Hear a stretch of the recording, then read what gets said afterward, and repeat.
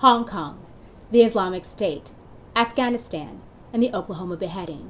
I'm Stephanie Shabazz, and this is The Square Circle.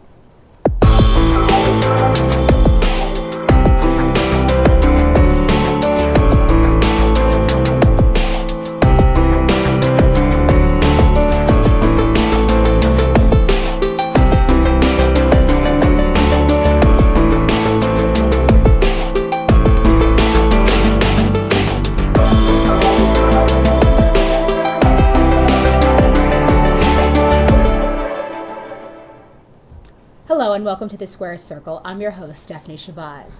Joining us today are Nick Brana, formerly of the Terry McAuliffe campaign, Gregory Clay of the GDClay.com, Matthew Feeney of the Cato Institute, and writer and editor Karina Rollins. Welcome, everyone. The biggest story this week is the situation in Hong Kong.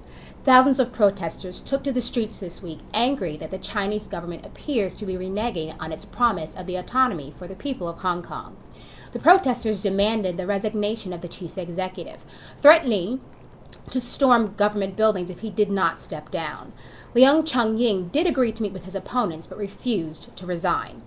Matthew Feeney, did you see the situation playing out? And if so, how do you see it playing out? And should the U.S. get involved at all?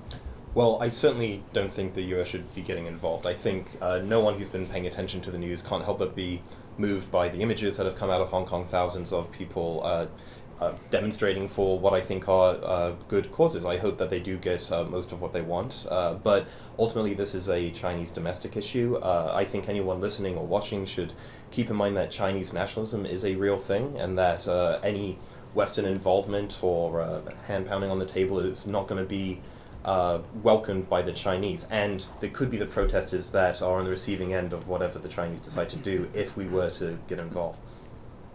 Nick, I know you want to get a chance to jump in here. What do you think? Yeah, since 1997, Taiwan gained its independence from Britain. It took a long time. Right. And since that, there's been this agreement that in 20 years, Taiwan would have effective independence, and would have the right to vote on its own, to democratically select its own leaders. Beijing is now rejecting on that, and that's what's led to these amazing gatherings of, what must be hundreds of thousands of protesters outside, very reminiscent of the images from New York and the climate protest, actually, a week ago, 2 weeks ago. So I'm inspired that they're taking these matters into their own hands. As to the question whether the U.S. should involve, I think the United States needs to stop treating the world like its backyard, and should respect the issue of national sovereignty. In certain areas, we're not the world's policeman. I think that that presumptive role has got us into a lot of trouble. So, absolutely not. No. And Go ahead. yeah, and one of the quotes that I like from this entire affair was from one of the protesters, who said he was being interviewed on CNN a few days ago, and he said, "Well, the Chinese can't shoot us all." So, because they're gathering by the thousands, as Brana just said. And there's fisticuffs and everything, and they're passionate. I give them credit. They're so passionate. And apparently there was a meeting scheduled Friday with the regime, but the protesters called it off because the police won't protect them from the so-called thugs. The thug being anyone who's pro-Beijing. And so they're saying if the police don't protect us, then we're not meeting. It's obvious they're trying to gain leverage, the protesters. But, we'll see how this thing plays out. And so far as the United States, to me, the United States has enough problems right now. I don't think the United States has time to worry about, the protests in Hong Kong. Because it seems that the young people in Hong Kong are doing pretty good for themselves. I think a lot of people will agree with that. So the United States has to deal with ISIS and what's happening in Iraq and Syria, and the problems in the United States, and President Obama has a very full plate. Karina? Well, I have to say the gentlemen are correct. The thing is, though, even if the United States were the world's policeman, what would we do at this point? in Hong Kong. I mean, literally, what would we do? So no, of course right now there's nothing we can or should do.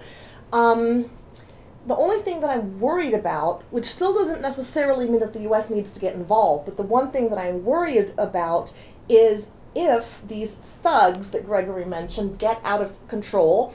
They reported yesterday that there was a new counter protest, supposedly pro-Beijing elements, and there's been a lot of talk now about whether those are not just mercenaries, hired thugs, the rent thug type thing, or are they really completely convinced? Are they doing this out of true patriotism?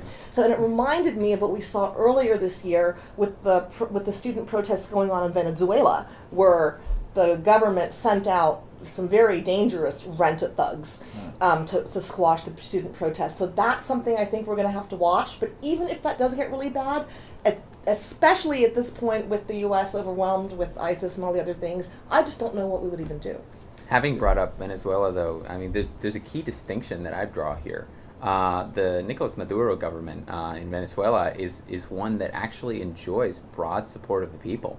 The protests that were happening at the time was the protest by the upper class. Yes, good and point. a lot of it was also fabricated and supported by Western powers, including USAID, what they call democracy financing of the opposition powers. And so that's in complete contrast to what I see happening in Taiwan now, which is a pro-democracy, pro-autonomy protest. Broader in Hong Kong. Exactly, which is more authentic and isn't more of this kind of foreign fabrication, I feel. Well, whatever the background of the protests in Venezuela, we can agree that the heavy-handed crackdown on protesters is probably not justified whenever people are standing up for what they're believing in. I mean, it seems that we're all in broad agreement, but I think it would be truly devastating for the world's two largest economies to come to heads over what is a domestic Chinese dispute. Yeah. Interesting. I'd like to remind our audience that you can submit your questions to our guests through our website, www.publicsquare.net, and we'll be able to answer as many of your questions as we can towards the end of the show. Now, this week also saw revelations about the Islamic State, specifically U.S. intelligence about it. President Obama admitted to 60 Minutes that U.S. intelligence underestimated the rise of the Islamic State. Some have interpreted this as the president deflecting blame to the Director of National Intelligence, James Clapper. Karina Rollins, how far up does the blame go for these intelligence failures? Well, as far as we know, as has been reported, it's not really an intelligence failure, is it?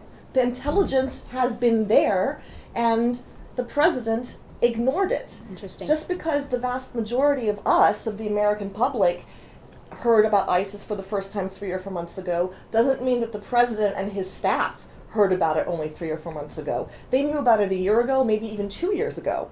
So, it really is pretty outrageous to say that, the intelligence community missed it when they famously have been briefing him on it ad nauseum. So unless we hear otherwise, the failure does not rise to the top. It seems to be exclusively at the top with President Obama. Well, this is an interesting issue because I think actually, regardless of whether the intelligence was correct or incorrect, whether the size of ISIS was underestimated or overestimated, I don't think it makes a difference to what our policy there should be, which is to do as little as possible. I mean, when you have a lot of Islamist fundamentalists with small arms who don't have an air force, they don't have heavy artillery, they don't have nuclear weapons, whether it's tens of the difference of whether a few thousands of these is not making a difference to national security, which is what the president's primary responsibility is to consider. But at the moment, I'm still unconvinced that this expensive and possibly illegal campaign that we're waging is the right thing to do. It's certainly illegal. It's illegal under international law because there was no UN Security Council resolution authorizing force in the sovereign country of Syria. Bashar al-Assad, the president of Syria, did not authorize military action in his country. As much as we may dislike him, as much as he may have done things that are horrendous, you could say the same thing of the United States. It's also illegal under domestic law because, as we're getting there, the United States started trumping up this group called Khorasan on September 13th, it appeared on the AP Wire, is this group that nobody had ever heard of. It was supposedly, remember, just 3-4 months ago, they built up ISIS, the Obama administration, as the greatest terrorist threat that the country has ever faced. Martin Dempsey called it an apocalyptic force. But So the president now- called it a JV team, so he was obviously not building it up. It was Khorasan. It was Khorasan that they built up following that on September 13th in the lead up to the Syria war. And they said that this is now the worst group that the United States has ever faced, and that they were in the final planning stages of an attack against the U.S. All of this came out just 2 weeks ago. An immediate 2 weeks threat. later, now, it was all proven to be a fabrication. What the government did What, was that there's it a wrote threat is a together. fabrication? No, that the group existed That it was a fabrication. Which group? The Khorasan. Well, Khorasan Remember was Khorasan? basically just I Al do Qaeda, remember right? Khorasan very well. Exactly. Yeah. When Well, was it you proven can that you it's a can put it in the fabrication? past tense because it doesn't exist anymore. Yeah, it was basically just Al Qaeda in the first It place, was a right? fabrication. Well, Well, all yeah, these that groups doesn't are mean it's a derivative of Al fabrication. Qaeda. Yeah. But as The Intercept revealed a few days ago, the Khorasan group was something that the administration literally roped together some Al Qaeda affiliates that were in Syria, gave them a name, Khorasan, and said, these people have made statements before saying they want to attack the U.S. Now, that doesn't mean they have serious plots or that they have, a real actionable plan in the works. But the administration claimed they did. Right. Just days later, once the administration had satisfied the legal definition of imminent threat Right. required to invade Syria, all of this fell apart. Right. And it came out that the Khorasan group had been a total fabrication by the Obama administration in order to meet that imminent threat legal justification. It doesn't exist. But the bottom line is that, getting back to the original question, is that the bottom line is that James Clapper was President Obama's fall guy. President Obama needed a fall guy. Mr. Clapper was the man. Yes. Yeah, right. And he's such an easy guy to target. Because remember when he testified before Congress a few months ago, and he lied, and it was kind of comical in a way, because he was like talking through his hand. Remember that? Yeah, he had his hand up like on his forehead, and he was saying no, but you will look at him and say, "Hey, this cat is lying," because he was so obvious. I mean, he should be the focus of a book on lying. What's the most obvious sign that a cat is lying? Well, when he puts his hand on his forehead and talks through his hand. Also this week, the new regime in Afghanistan signed a long-awaited status of forces agreement with the U.S. The deal will leave a residual U.S. force in the country past the official withdrawal at the end of this year. Nick Brana, is this a smart move considering the current situation in Iraq and Syria, or does it doom the U.S. to move years of war in Afghanistan? Yeah, and in fact, what this agreement authorized was a remaining contingent force of 10,000 past the end of this year, which is supposedly going to whittle down to 1,000 by 2017. But there's a little-known status of forces agreement that exists between the U.S. and Afghanistan that allows troops to remain until 2024. The United States simply has too many vital interests in Afghanistan to leave. It will not leave one moment before 2024. I was on this show months ago, and when the withdrawal date from Afghanistan was 2014, and I predicted that wouldn't happen. I said, no, this status of forces agreement is the final word. Weeks later, Obama moved it to 2016. We're not leaving in 2016 either. There's a huge misunderstanding of Afghanistan, and it's very complex, but I'll try to mention 5 reasons that I believe that we're there. The first is that there was an oil pipeline. After the USSR dissolved in 1991, it opened up the Caspian Sea, which is a major bastion of oil and natural gas. The United States wanted to build a pipeline. That's why we were negotiating with the Taliban in Afghanistan. They wanted to build a pipeline through Afghanistan throughout the 90s. The Bush administration continued that plan. But in order to avoid Russian and Iranian territory, it had to pass through Afghanistan. We needed a government that was under our control in Afghanistan.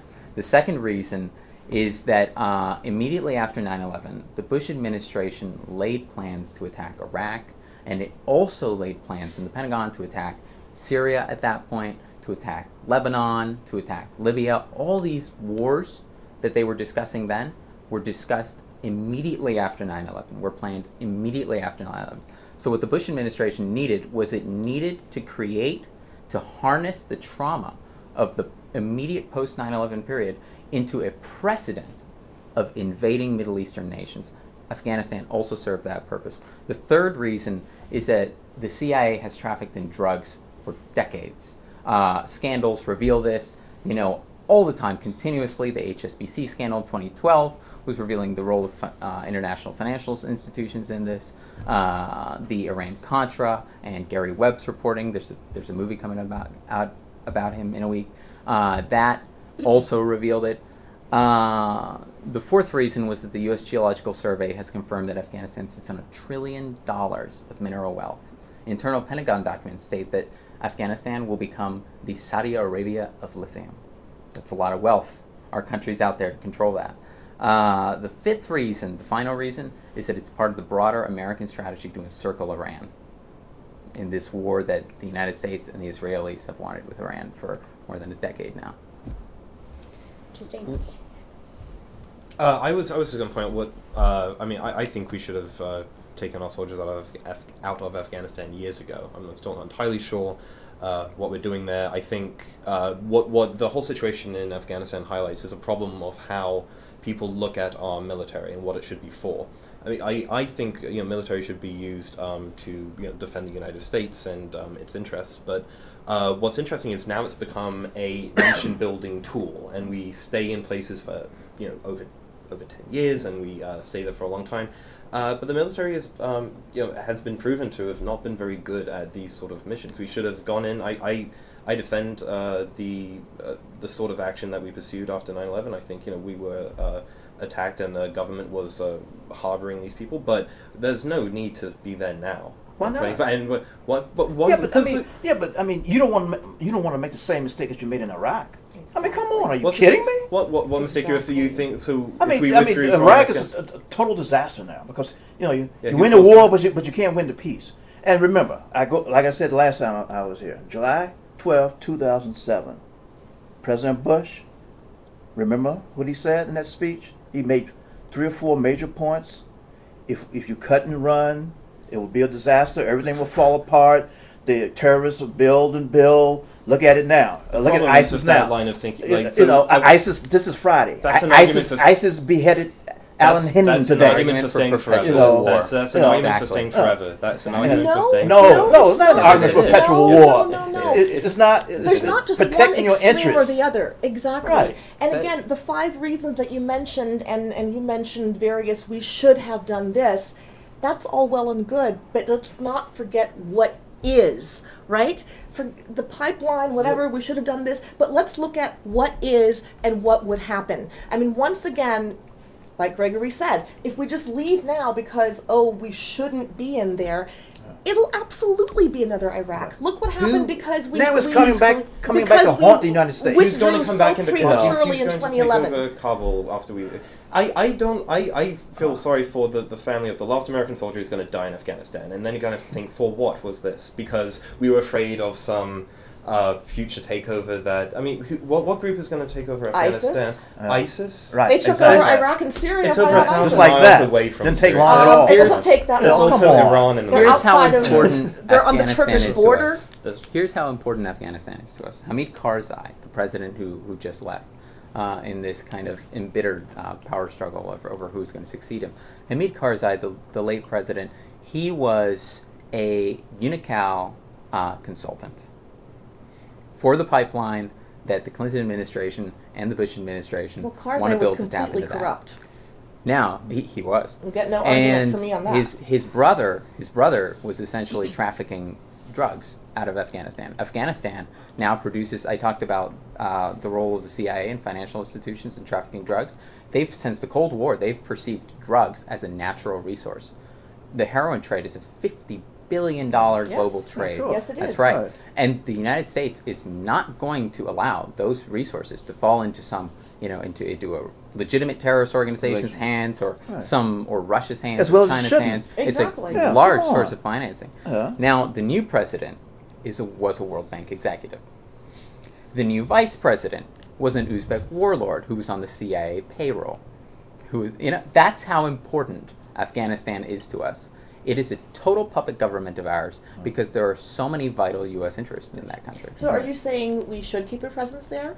No, I mean, Why not? Oh, If just it's let so them know he's important to us, already why should we leave and let because you Let need to ISIS distinguish run between roughshod. so important to Yeah. us. What does us mean? What does it mean when someone says in the national interest? Does it mean in the public interest or in the corporate interest? Well, you're the one who just said it's very important to us. So what did you mean by it?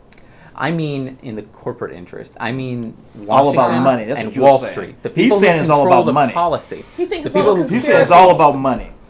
So finally, this week brought news of a horrific murder in Oklahoma.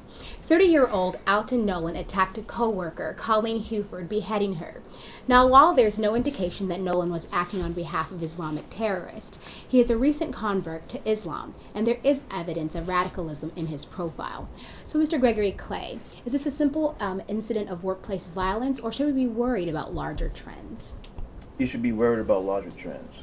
Because Mr. Nolan is a terrorist. I'm sorry. I mean, the police force in Oklahoma can call it workplace violence.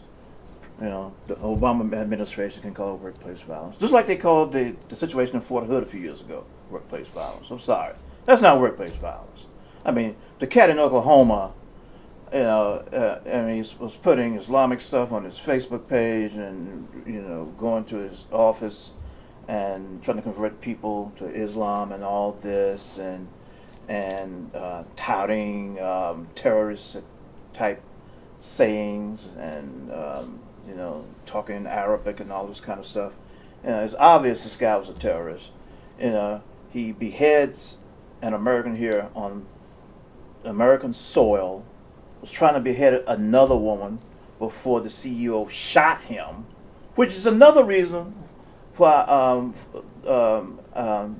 the amendment for the right to bear arms is a good one right now. I used to be for gun control. I'm not anymore. When this thing went down, this clown in Oklahoma trying to behead people and everything, if the CEO didn't have a gun, could you imagine how many people he would have beheaded? Thank God the guy had a gun and was a reserve deputy sheriff or whatever. He would have run roughshod in that office before the real police came. And President Obama is so scared to use the word terrorism, terrorists, Mr. Brana, war. His people I noticed call it what? A military operation. Can't say war, Mr. Brana. You call it a military operation. And it's. I think. You know why they can't say that? I think the American people are seeing through this. And this guy is going to encourage other people, other misfits and disgruntled employees, etc., to try to behead people. Because he won't be the last. He won't be the last American to behead someone in this country. Look, I think you it's. can't respond to that. I think That's it's very pretty- easy to overtalk this story, right? I think from what I see, and obviously the information, at least to me, seems to be thin on the ground at the moment, is that this is a murder and not an act of terrorism yet. I haven't seen the evidence of it being. I don't think the people were targeted for their religious or political beliefs yet. This might all come out. But what I will say is there was a definite case of Islamic radical beheading in London where a British soldier was decapitated on the streets of London. And it did not inspire a string of beheadings in Britain. Despite the fact that there is a large Muslim population in Britain, and there are certainly problems with radicalization in Britain, I think an incidence of one is not a trend, and especially in this instance where at least from the facts I've seen, it's not immediately clear what the motivation was or what his beliefs were. He was a recent convert, and I've heard he also wasn't. I'm not sure, but regardless, I don't think one attack is a trend. There will be more. Well, the question about this instance, I did not think was whether it's a trend or not. It's whether this one instance, what was it?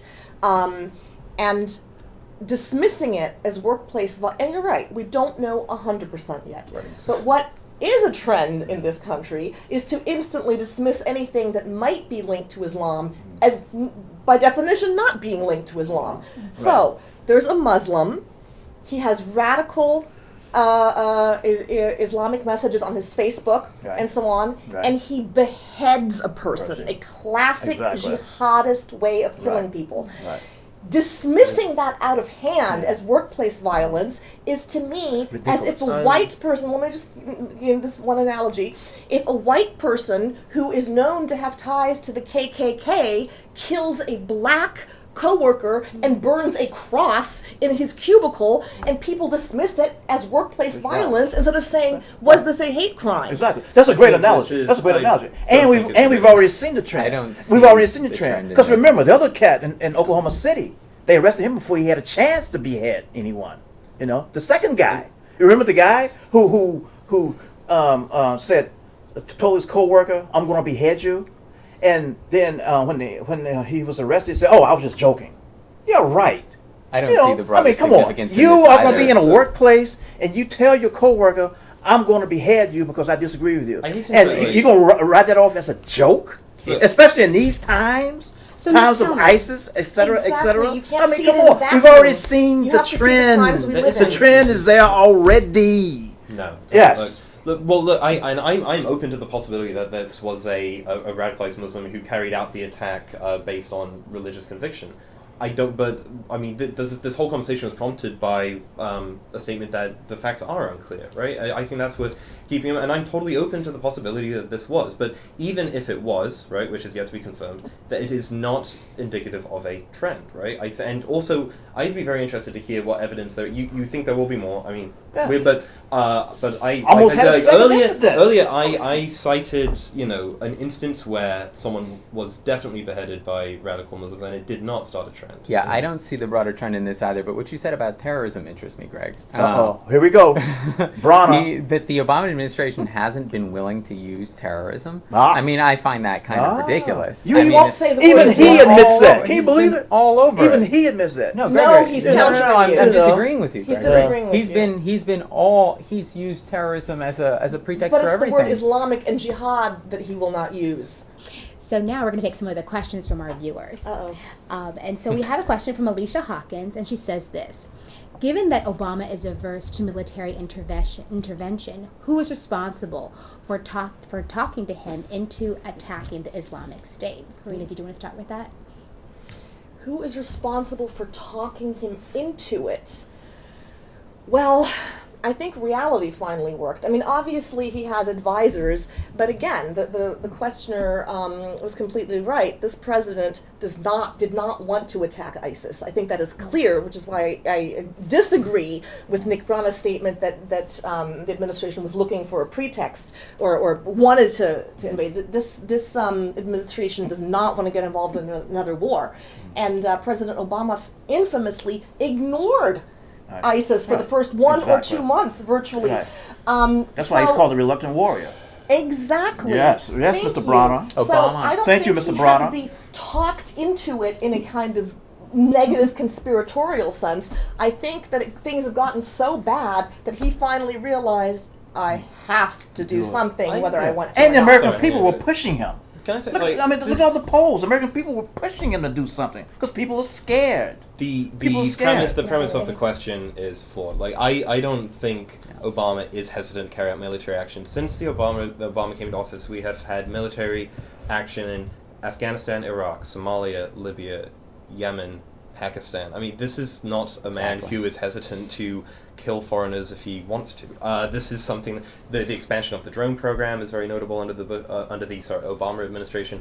I don't think that this is a president who's wary to use the Obama administration. He might. I think he is. He did follow the Bush administration. He is probably. He was probably wary, coming into office, not to engage in the same sort of military action. But he has no hesitation to use military. I agree. I disagree with the assumption embedded in the question, which is that he's hesitant. It's not. That's not the case at all. We're waging wars now in about 8-9 different countries. He absolutely escalated the drone war, which by all accounts is actually escalating anti-Americanism in the region. The wars are doing the same thing. This is a formula for perpetual involvement. That's what it is. So you're calling President Obama George Bush #2, am I right? Yes, I think there is tremendous continuity, and it's not just me who thinks this. It's, by the way, we were talking about Michael Hayden, James Clapper, Michael Hayden. Right. Michael Hayden along with the Department of Justice deputy under Bush, have said things to the same effect. They've said, I think Americans have found a comfortable center line in what it is they find their government doing. Well, I think certainly the anti-war movement seems They to base applauded the their continuity. I think it's the anti-war left ought to be ashamed of themselves that during the Obama administration we haven't heard hardly anything from people, right? Yeah. And the marches and the build-up to the war in Iraq and all this sort of stuff, and it seems like people's a lot of the anti-war left's motivations for being against war is not the killing of innocent people, but rather political. Of And I course. think that's They're hypocritical. shameful. Yeah, What else is absolutely. it? The killing of people abroad with people wearing the American uniforms is not something to be trivialized, right? That is certainly and I true. think it's something that you should think first about that before politics if you're going to go on a rally. Yeah, don't take my word for it. Listen to the Bush administration officials who applaud Obama for the continuity between his administration and the Bush administration in this neoconservative foreign policy. That's true. He's right about that. He Yes. is Yeah, right. yeah. That does not He's right about that does not negate the fact that this man does not want to go to war. I mean, he has given talk after talk after talk after talk praising himself for keeping his campaign You have to promises of distinguish withdrawing the troops. rhetoric And he from did. action. No, the action was he withdrew all the troops from Iraq in then he 2011, sent them which back. is why we now Under have the ISIS. Bush timetable. He withdrew the That troops was from an Iraq action. months before his election in 2012. After securing re-election, he redeployed troops Leaves to back. Iraq. Right. Well, not enough because ISIS has taken over. Read Leon Panetta's book, Worthy Fights, where he blasts his former boss. Our second question is from Harvey Garrett. And why is the Democratic Party so hawkish all of a sudden when it comes to the Islamic terrorists? Did you want to take that? Yeah, I think we've been answering that all No. night. Pretty much. Yeah, I think Yeah. that something that needs to be said about ISIS is so poorly understood is how did they arise? Okay, they arose in 2006 from efforts by the Saudis, the Qataris, and Turkey, which have been going back to 2003 and even before that. That's because all of those countries that I just mentioned, Saudis, Turkey, Qataris, they border Iraq and along with Iran. After the U.S. destabilized the Iraqi government and dissolved, Qatar doesn't. After the United States destabilized the Iraqi government, dissolved the National Guard, dissolved the Ba'athist Party, Saddam Hussein's party, it created this vacuum of power. Both Iran and this other group of our Sunni allies, Saudi Arabia, Turkey, Qatar, have been fighting over influence in Iraq ever since. Iraq's government, the government that we installed there, was a Shia government. That is absolutely unacceptable to our Sunni allies, who are the neighboring powers. And so their response has been to destabilize the area by financing Sunni extremism. It's our own allies who are financing ISIS and who led to its creation. Just like Russia, this is standard geopolitics. Just like Yes. Russia did it in eastern Ukraine. But the question After is the still, what Yanukovych do we government do was about deposed, Russia started financing eastern separatists. No, so Well, the how question- but the about question- we take my example with Russia? There's been all this hype now about sanctions and potential military action. What are we going to do about Russia? All horrible Russia, 18th century attitude. Where's all this rhetoric about sanctions on the Saudis or Qatar or Turkey? The groups because who we created need them that. as our so-called allies. Exactly. But the Right. question about why 'Cause we want the their oil. Democrats have suddenly become so hawkish, notwithstanding any history, the problem still is we are where we are, whatever the reason, and what are we going to do about it? And the reason why I think the Democrats have finally become somewhat hawkish is because they, like the president, have reluctantly realized reality. reality. This is real. This is Right, real. this is real. And this is Right, bad. this is real. And they're not the JV team. They're not the JV team. And Well, then maybe we there should could punish be the people another- who are no. financing. This is not about a Kobe Bryant and Lakers and Absolutely. all This, that. I think has to be a multi-pronged effort. Right. I mean, just bombing ISIS, I believe, will do nothing. We're bombing ISIS, Yeah. and meanwhile, God knows who's coming through our completely open southern border. Exactly. For Right. example. And- So this has to have many facets. Well, ask yourself, why are these countries our Sunni allies, Turkey, Saudi Arabia, Qatar? Why? First of all, they're basically partners in name only in our campaign against ISIS. And secondly, they're only bombing in Syria, not in Iraq. Because they don't want to harm their own creation in Iraq. Whereas they do want to depose the Syrian president, Bashar Assad. al-Assad, and regime change that country. You know, it's pretty transparent in my Yes, mind. that is most likely true. Interesting. And our third question comes from Ms. Doris Chambers. And she said, if the Islamic State is a threat to the homeland, shouldn't we direct our resources towards homeland security rather than military action? Matthew, did you want to take a look at that? Well, it's an interesting question because it highlights two different priorities that the Obama administration has to deal with. Number one is, well, doesn't have, but is dealing with, which is the what's happening in Syria and Iraq, and also our borders and whoever is coming in. Now, the intelligence community seems to be sending, at least from what I've seen, mixed messages about the actual threat to U.S. homeland when it comes to ISIS. I think it's Europeans are certainly worried. A lot of Europeans are fighting with ISIS, but I think the threat to America is less of a worry than Europe. It's worth keeping in mind that ISIS are they are made up of predominantly young men without heavy weapons, without air forces and things like this. You shouldn't be exaggerating the threat, and I'm sure a lot of them do say on social media especially that they plan to take America and fight it and everything. I think it's worth keeping in mind what their actual capabilities are before getting too excited about it. Yeah, and the But Department then of that Homeland doesn't mean to Security- say that I think it is a legitimate role of government to keep the country safe and to keep an eye out. And but I 9/11 was carried out without any heavy weapons. You do not need government-level Right. heavy Fine, weapons I- to create absolute devastation. All they had was That's- planes and box cutters. Well, Sure. Yes. the critical Right. question here is our policy making us safer? And all of the evidence demonstrates You would say no. No, I knew it's it. generating I knew more it. extremism. It's Well, it's worth these are, I considering- mean, these are keep the in mind, statistics there that ISIS would never have existed. You know, the Obama administration's position on this is just totally Orwellian. I mean, ISIS wouldn't exist if we hadn't destabilized Iraq, it does and then if we exist hadn't now. punished. It does them. exist. Going Right, back the to reality we of it. should have if this, if that, Right. but it does exist But now. it's a recipe so what for do perpetual we do? engagement. What we're doing now, just like what we've been doing, is a recipe for generating It's more worth keeping in extremism. mind. what the U.S. keep in mind what so that the U.S. never loses But that's its something that excuse to go back. That's something you may have to do. I mean, like she said, it's reality. You know, it just might be a situation in perpetuity The where reason- in which you keep a force fighting terrorism I for the next spoke 200 or about- 300 I years. spoke been in about Korea for a while. Khorasan. You know, I mean, So- the United States has These are other bases all over the comparable world. situations. If you know, ISIS was a sufficient threat to be actionable on itself, Yeah. the administration would not have gone through this charade of creating Khorasan. Yeah. The fact is that ISIS is not a genuine enough threat. The Obama administration has admitted this. Oh. DHS has admitted this. It's just They not have true. a territory the size of Great Britain or Belgium. That That's doesn't, pretty empty. terrifying. that but doesn't no one is- translate that's not to an populous. ability to attack us. you have to take It them does. seriously. No, I mean, They But attacked that- us in but 2001 with a lot less then your, material. Your Yeah. opinion is beyond that of the administration itself. So, I mean, the way you talk like terrorism doesn't exist. Exactly. I'm You serious. do sound like that. Yeah, that's the way you talk. You sound like that. much more trumped that's up. that's the It is perception not that the you know, reason that we're there. you know. So we'll be able to It get back doesn't to these exist to questions you. at another It time. exists, and But we're I don't want generating us more to of be it. able to miss our underreported stories of the week. And since Gregory was actually finishing up, are you able to start with your story for the week? Yes, I am. Excellent. Believe it or not.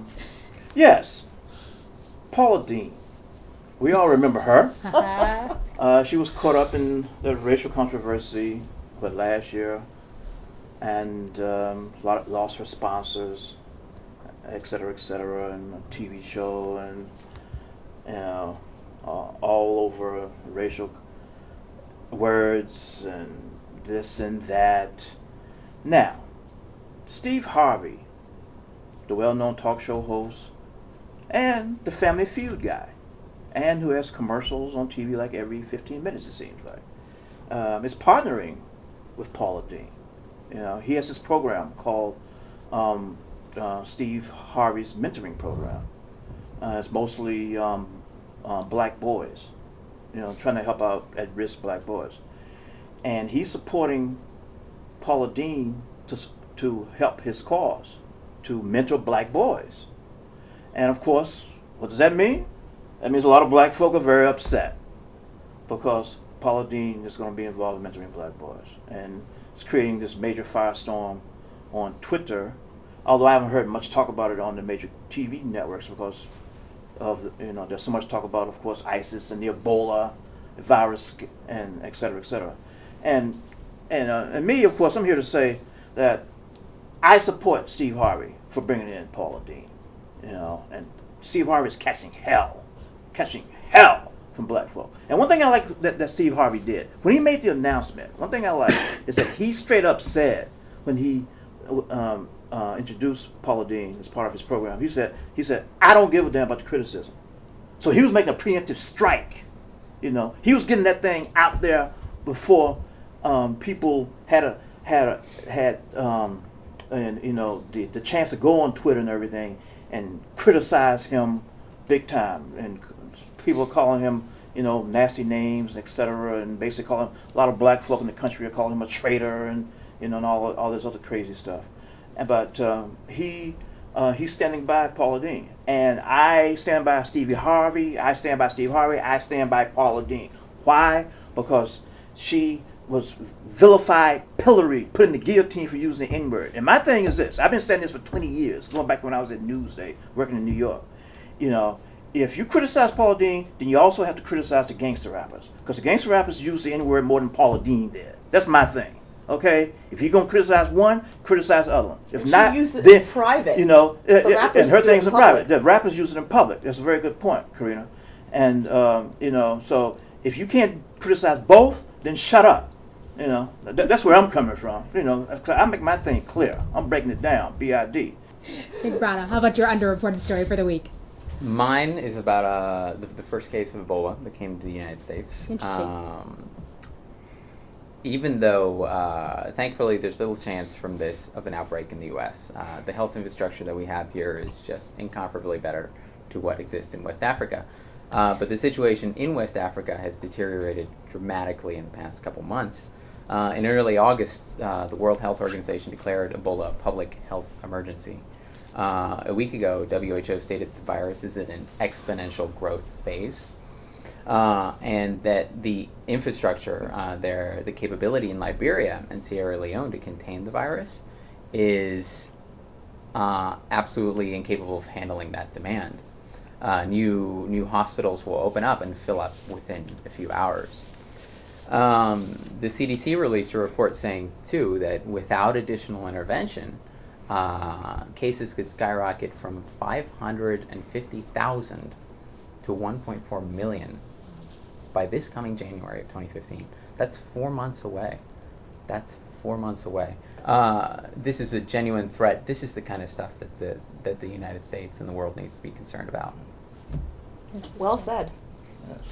How about you, Karina? What's your underrepresented story for the week? My underreported story for the week is the same story that has been underreported every week for the past 6 months or so, namely our soldier Andrew Temerisi being held in Mexico. Yeah. I feel like the only news outlet that is reporting this is Montel Williams. Yes, Yeah. he testified and Right. he deserves And you a notice lot he of credit for cries it. every time.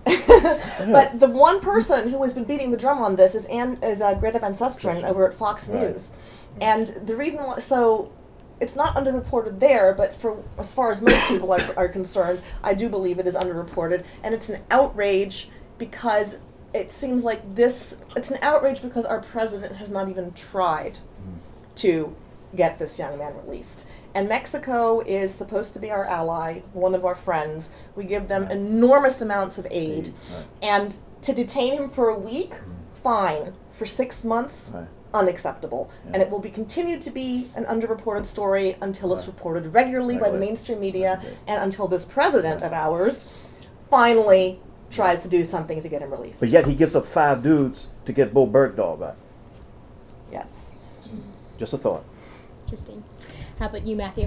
Well, there was good news from Philadelphia this week. The mayor of Philadelphia signed a marijuana decriminalization bill, which doesn't go as far as I would like. Ideally, we should legalize the stuff, but I think it's a good first step. So as of, I believe it's the later this month, possession of marijuana will be a civil offense, not a criminal offense. This country has far too many young young people behind bars for nonviolent drug offenses. It's a national disgrace. I'm glad that the mayor of Philadelphia is addressing this. Ideally, like I said, we'll have legalization in the future, but I'm happy with this baby step. Interesting. Well, all right, that's all for this week. Thank you so much to all of our excellent guests. Thank you for watching. My name is Stephanie Shabazz. Thank you for watching The Square Circle, and we'll see you all next week.